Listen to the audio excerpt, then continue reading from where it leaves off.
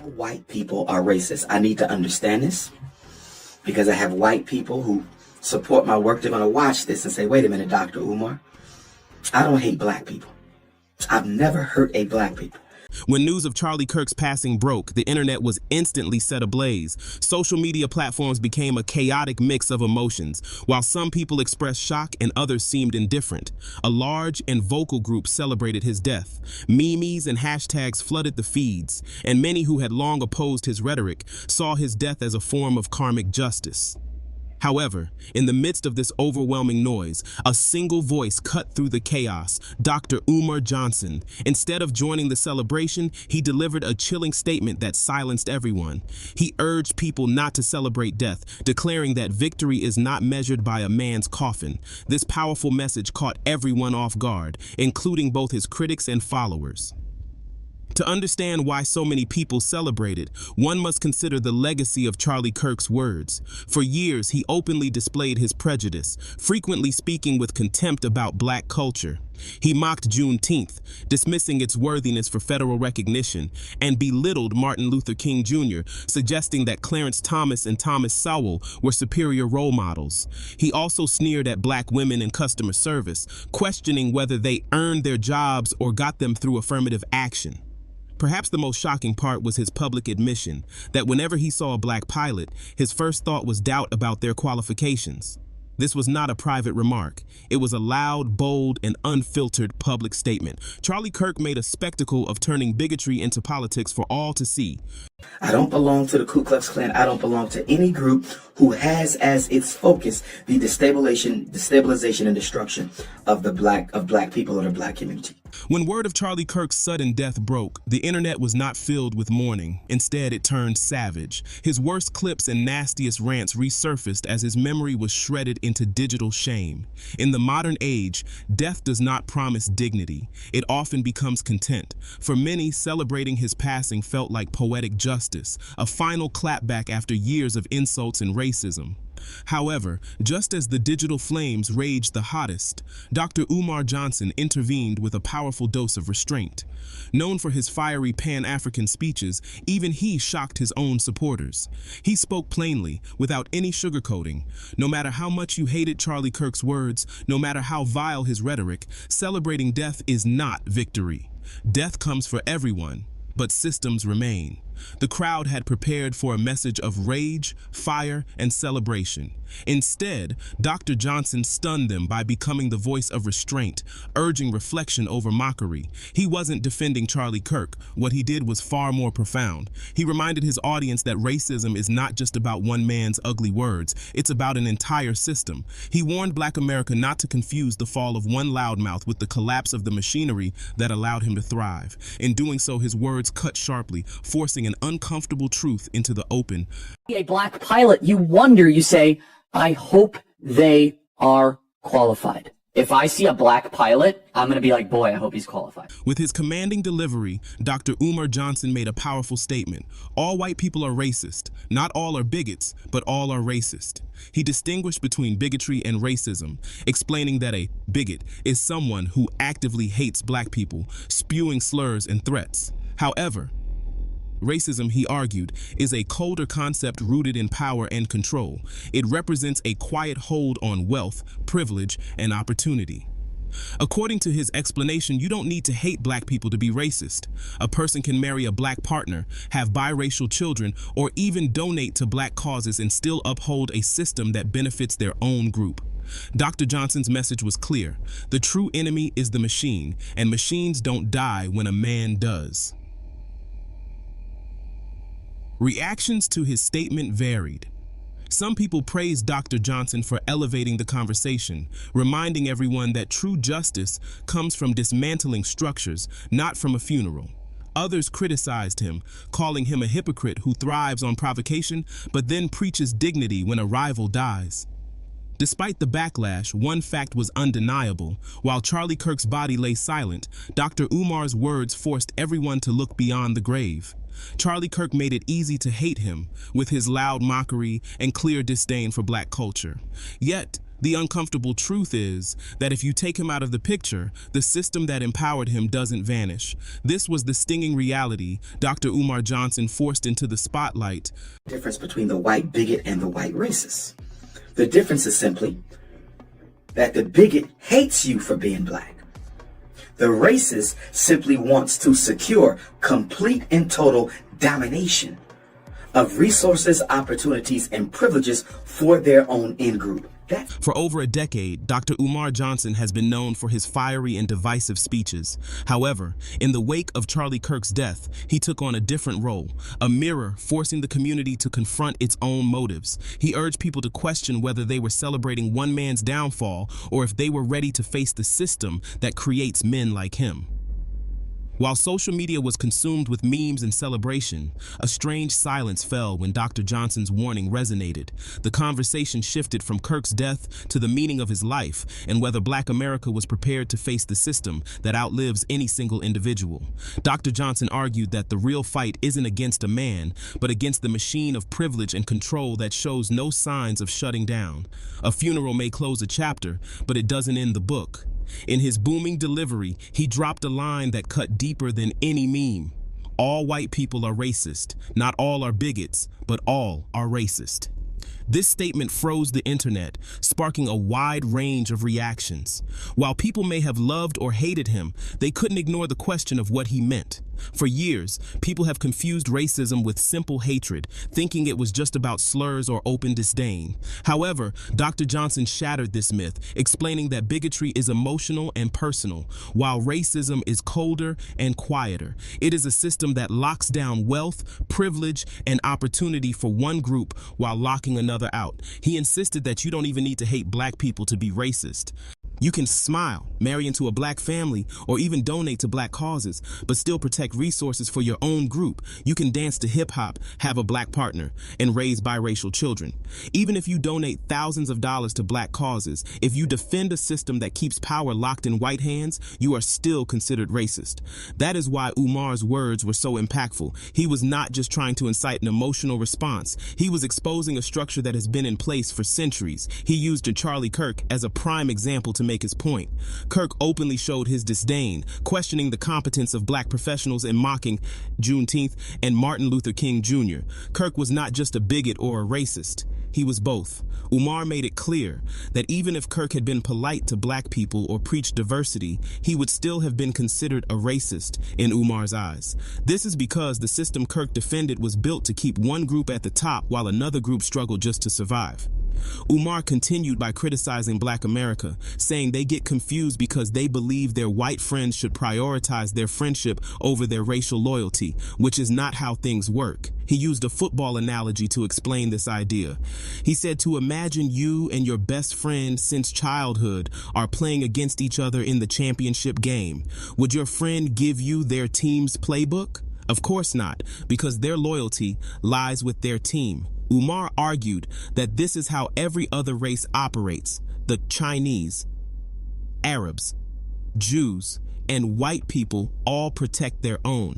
He claimed that Black Americans are the only ones who do not put their race first. He said that Black Americans act like free agents who refuse to play for their own team. Instead, they try to join other teams like Team Anglo-Saxon and Team Arab, Team Jewish, or Team Asian, even though those teams do not truly want them. When Dr. Umar Johnson's football team analogy became public, it caused a massive reaction on the internet. Clips of his speech quickly spread across social media, receiving millions of views within minutes. Some people praised the speech for its raw truth, while others were shocked and accused him of causing division. The debate surrounding his words spread everywhere. From a bustling hub of cultural discussion, Dr. Umar's statements quickly became a central topic, sparking conversations across platforms, including Black Twitter, conservative talk shows, and late-night comedy monologues. His supporters hailed him as a fearless figure who vocalized what many leaders often avoid. One viral tweet, which received over 50,000 retweets, resonated deeply, stating, "Every group looks out for their own first except us," igniting threads of passionate agreements and heated arguments.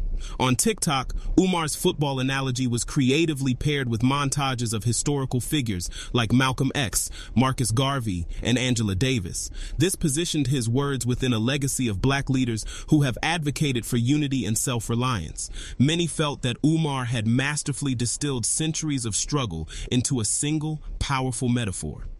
However, not everyone applauded his message.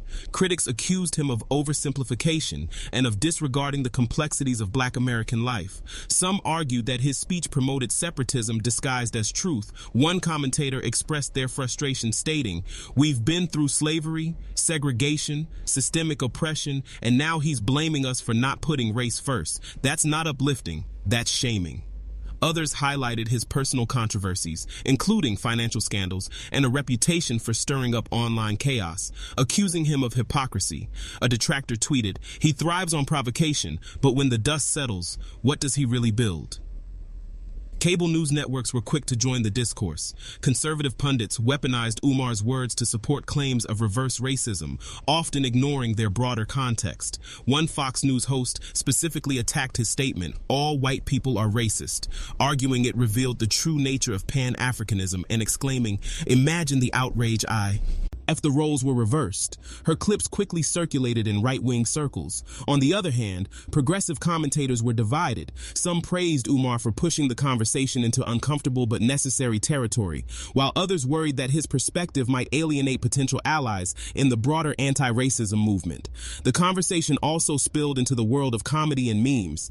TikTok creators parodied his delivery and the football analogy in skits. One viral video, which garnered over 3 million views in 2 days, depicted a man in different team jerseys sneaking between locker rooms before being kicked out, with the caption, "Black Americans on team switching." While these memes provided humor, they also fueled the debate, blurring the line between comedy and critique. Amidst the public discussion, academics and activists delved deeper into the nuances of his message. When a speaker named Umar discussed bigotry and racism, he framed the conversation as a teaching moment for those who tend to confuse the two concepts. His video clips were shared in classrooms and on discussion panels, where experts highlighted his point that the power of racism comes from a system and not necessarily from emotion. One historian echoed this sentiment, writing, "You don't need to hate someone to benefit from their oppression." However, other scholars were concerned that Umar's sweeping statement, "All white people are racist," risked prematurely ending any meaningful dialogue. A sociologist argued that such a blunt and absolute phrase might not be effective for mass organizing, noting that people often shut down when confronted with absolutes. Despite this backlash, Umar's influence only grew. The controversy amplified his message, causing his Instagram live streams to double in viewership and his name to trend online for 3 consecutive days. Whether people were supporting him or criticizing him, they continued to share and analyze his clips. Even his detractors admitted that he had successfully hijacked the narrative surrounding Charlie Kirk's death, shifting the focus from memes about Kirk's downfall to a broader debate about systemic racism. What particularly troubled Umar's critics was an undeniable part of his analogy, the question of loyalty. He presented the uncomfortable idea that when faced with a critical situation, most groups prioritize their own. He listed several examples without hesitation. Chinese protect their own, Arabs protect their own, Jews protect their own, white people protect their own. He then posed a challenging question: why doesn't Black America do the same? This question resonated deeply with many people. Twitter and Facebook were flooded with stories from viewers who felt the analogy forced them to confront their own experiences. These accounts included a Black employee being passed over for a promotion in favor of a white coworker, a contractor losing a deal because they didn't fit the image, and friendships that ended over racial disagreements. The debate shifted to whether loyalty to one's community could coexist with integration into broader society, transforming the conversation from an academic discussion about Umar to a more personal one about lived reality. The controversy also attracted enemies. Conservative influencers demanded that he be deplatformed, claiming his words were hate speech. Online petitions calling for a boycott of any institution that invited him to speak began circulating. Ironically, these very petitions gave him even greater visibility and amplified his reach. This created a cycle of outrage, social media shares, public debates, and further headlines. The controversy even drew in celebrities. Several rappers reposted Umar's clips with fire emojis emojis, signaling their agreement with his message of self-reliance. An NBA player tweeted, "Facts, play for your team." As arguments erupted in the replies, other celebrities distanced themselves from the controversy. A Hollywood actress wrote on Instagram, "We can uplift our people without tearing down others," a post that was met with both praise and criticism. Within a week, Umar's speech had gone from a viral moment to a significant cultural flashpoint. Entire YouTube channels uploaded hour-long breakdowns, with some commentators hailing him as a true voice for Pan-Africanism, while others accused him of profiting from the chaos. Podcasts dissected his every sentence, debating whether his bluntness was visionary or reckless. Despite the intense scrutiny, Umar remained steadfast. In his next live stream, he doubled down on his football analogy, repeating it word for word.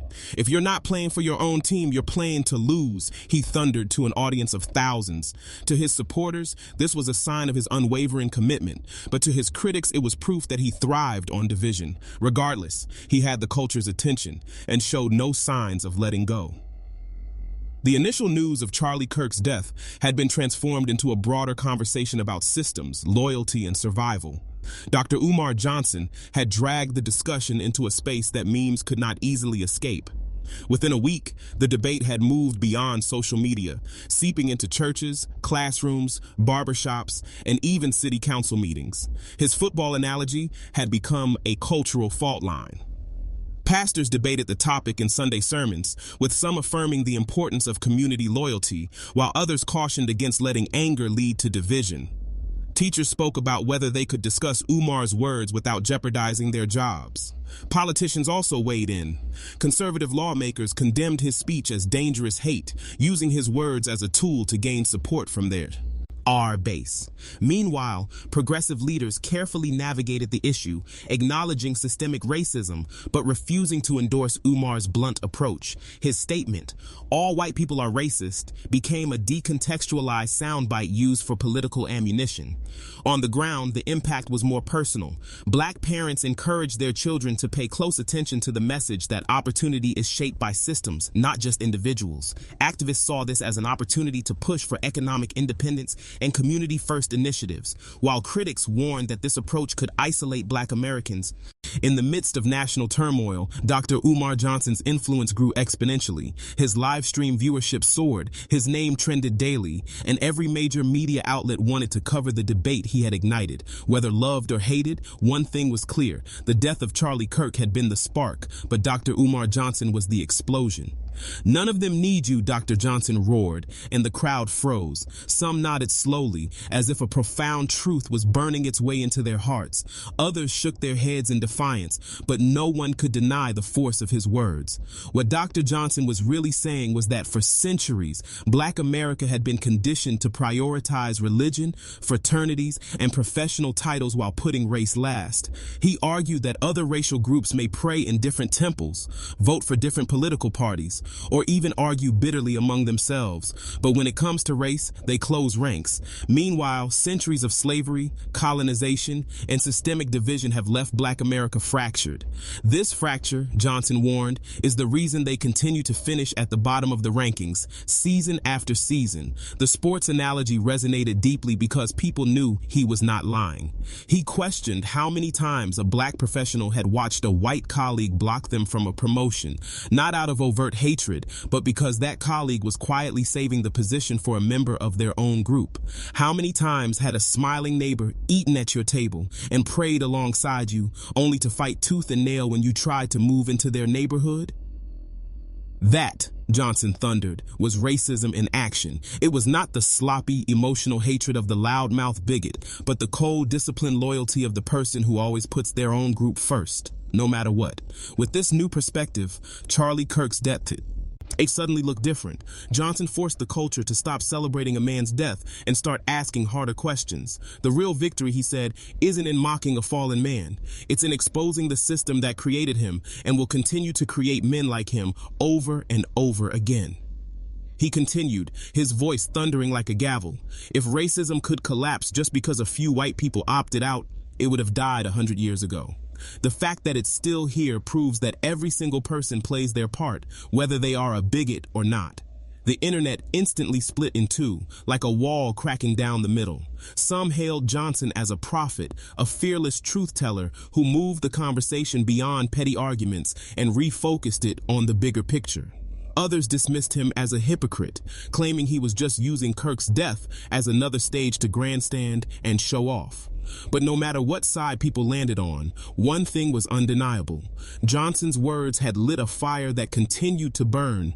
When news of Charlie Kirk's death spread across social media, the narrative shifted entirely. The focus moved beyond whether Kirk deserved to be ridiculed in death. Instead, the conversation turned to Dr. Umar Johnson's claims that racism is bigger than one man, that it thrives on group loyalty, and that Black America's greatest enemy might be its own disunity. When the dust settled, the truth became clear. The man was gone, his rallies, memories, and his voice silenced forever. However, the system he represented remained, towering over the culture, unshaken. Umar's final message was a powerful one. The machine doesn't die with the man. Don't mistake the burial of one soldier for the end of the war. Online, the reaction spread like wildfire. One side cheered Kirk's death as karmic justice, creating viral clips of his most outrageous rants and solidifying his memory as nothing more than a villain.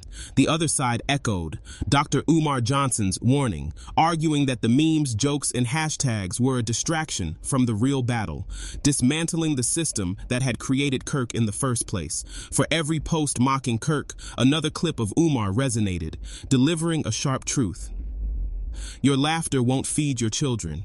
Your memes won't buy back your neighborhoods. Your hashtags won't dismantle a system that's been running strong for 400 years.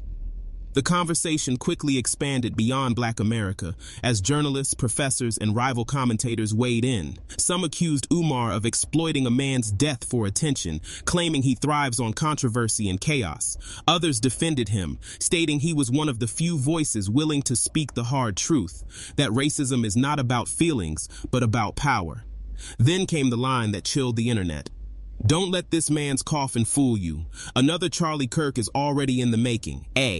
Another soldier of white privilege is being trained, mentored, and prepared to replace him. If you celebrate one death without preparing for the next life, you've already lost. It was a chilling picture. While some were celebrating over Charlie Kirk's grave, Umar painted a vision of the future. Another figure waiting in the wings, another product of the same system, ready to take up the torch. His message was sharp. Unless Black America rebuilds its internal loyalty and cohesion, the cycle will never be broken. The names and faces might change, but the system will remain undefeated. This story leaves us not with a man's death, but with a question about life, not Charlie Kirk's life, but the life of a community, a culture, and a fight that extends far beyond one coffin. As the funeral fades and the hashtags die out, Umar's words continue to echo. Is racism about hate, or is it about power? And more importantly, if the machine never stops turning, who is the next Charlie Kirk waiting to step onto the stage? This is the haunting cliffhanger, and it's not just for history to answer, it's for all of us.